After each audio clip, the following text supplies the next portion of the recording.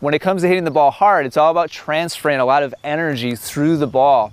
And that's going to happen primarily due to 3 different factors. Factor number 1 is using the kinetic chain correctly.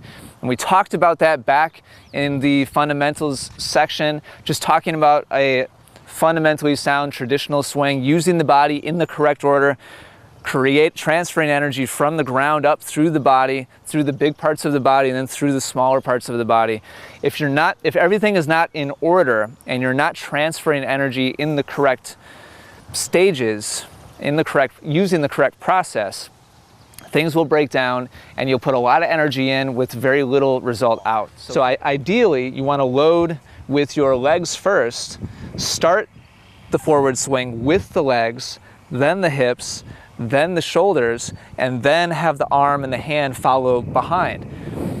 This is the dog wagging the tail, as opposed to the tail wagging the dog, which is the way that a lot of amateur players do it. They'll turn to the side, and then their arm and their hand accelerates forwards aggressively, but the whole rest of their body hasn't done anything to initiate that swing. You might remember the very first video where we talked about the take back of the racket. I talked about how important it is that you make a unit turn to bring the racket back. Your racket should be pulled back by your body's coil or turn to the side. And then as the racket starts to drop is when your body should start the uncoiling process towards the oncoming ball. If this is broken, and you get the order of operations wrong, and you start doing the work with the small part of your body first and not the big parts of your body, then you're going to end up working really, really hard for a very, very marginal result. I can't overemphasize how critical and how important this is. Number 2 is length of swing.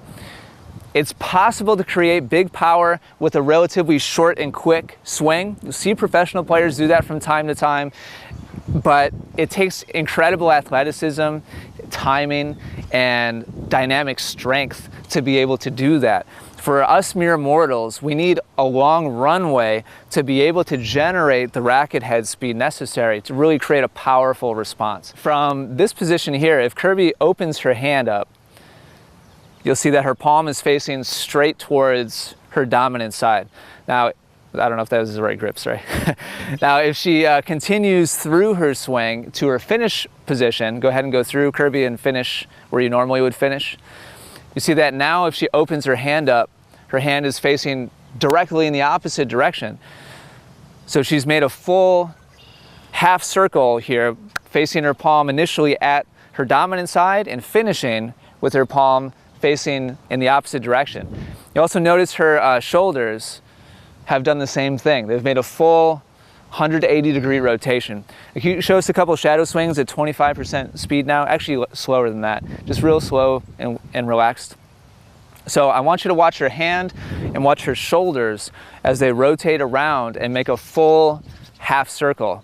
This is really the base, the hand and the torso. This is the base of length of swing on your forehand side. So Kirby, show me a 25% speed now swing. Just go through the full swing naturally. So this is quarter speed shadow swings. This is what I recommend you start off with. And as you're moving through these pretty deliberately paced shadow swings, I just want you to focus on the length of your swing. Focus on your hand, moving all the way around your body, and focus on your shoulders, making a full 180-degree rotation, first facing your dominant side, and then finishing facing away from your dominant side in the opposite direction. Lastly, key number 3 is your ability to stay loose and relaxed while you do things 1 and 2. Using the kinetic chain correctly in the correct order is huge. Having a good length of swing so that your body can flow through its process correctly in the correct order is also huge. But if during those 2 things your body gets tight and tense, energy will be sucked out of your swing and will not transfer into the ball. So in the videos before this, we worked on length, getting the body to turn all the way, getting the hand to come all the way around so that they're both facing towards the non-dominant side. And now that we have that framework and we've started to develop it as a pattern, Kirby, go ahead, go to 25% speed, please. And Kirby's focus is going to be different now. Now that we've trained the full length of swing and she's consistently going there, we're going to focus on something different. And that's going to be how firmly she's holding onto the racket. And this is obviously not going to be as evident to those of you at home, but as Kirby continues these 25% speed swings, she's going to loosen her grip on the racket on each repetition until she gets to the point where she feels like she's just barely holding on to the racket. And I want you to begin consciously by focusing on your hand and your grip, and then be aware of your forearm, how tight or how loose it is, relax it, then move your focus to your shoulder, and then to the rest of your body, so that eventually you should feel like your entire body is as relaxed and loose as possible. All right, so Kirby, come on up to 50% now, half speed. She's maintaining that length of swing, and she's gonna start again at the hand, really loosen her hand, then go to the forearm, really loosen up her forearm, then her shoulder, then the rest of her body, until she's completely relaxed as she makes these swings. And then we'll go up to 75%. So this would be a rally speed swing for Kirby. And again, she's going to bring her focus to her hand, then her forearm, then her shoulder, then the rest of her body, until everything feels completely loose and relaxed. Now let's actually start to hit some balls while focusing on the smoothness and how relaxed you are. The length of swing kind of should be a given by this point. Granted, if you only spent 5 or 10 minutes on this total, then it's not a new habit yet. Please keep in mind, this is going to take time, and it's going to take a certain number of repetitions before all of this starts to become second nature. I'm going to drop to Kirby, and she's going to start off with that full length of swing, and her focus now is not going to be on necessarily the finish, but on having her body be as loose through the ball as possible. If you miss it, it doesn't matter, as long as you're focusing on just being as relaxed as you can be. So 25%, real slow, nice. And we're looking for a completely relaxed body.